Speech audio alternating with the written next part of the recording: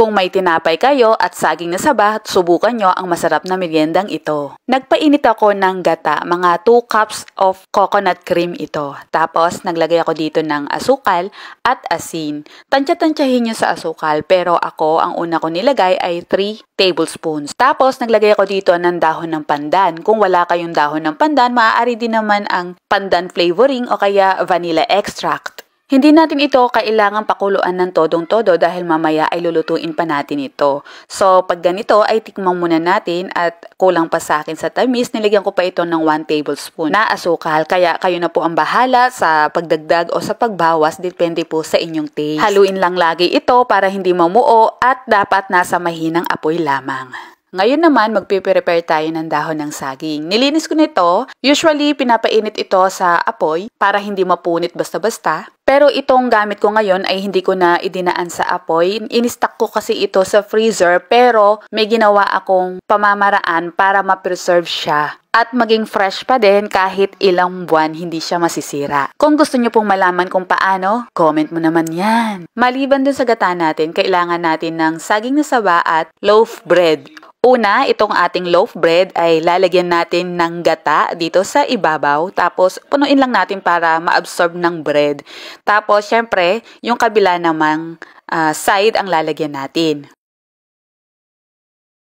Hinati ko itong saging na saba dahil ang laki-laki talaga niya. At maglalagay ulit tayo ng gata sa panibago pang loaf bread. Ipapatong natin dito sa saging at lagyan pa rin natin ng gata itong kabilang side ng loaf bread. Ngayon ay i-cover natin ito ng dahon ng saging na para tayong gumagawa ng suman. At dahil ang laki-laki nitong nagawa ko, halos kasing laki to ng palad talaga eh. Gumawa ako dito ng isa pa na mas maliit kasi mas mapaparami natin yung magagawa natin. Make sure lang na makover ng gata yung dalawang side ng tinapay. Tapos, itong saging ay mas pinaliit ko pa. Hinati ko na naman ito sa gitna kasi malaki talaga itong saging na saba na nabili ko.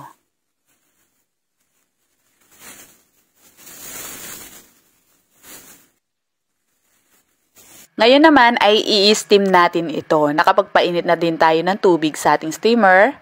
At i-arrange lang natin lahat dito ang ating nagawa. Tapos, tatakpan natin ito at i-steam natin for 20 minutes sa medium to low heat.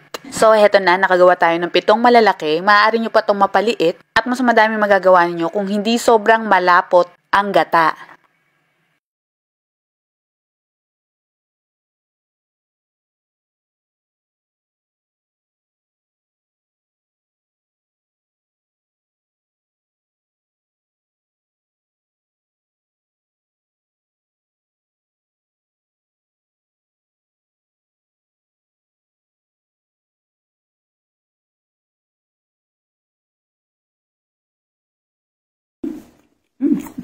Sarap. Fairness, ang sarap niya. Sarap to sa ano? Black coffee, yung walang sugar.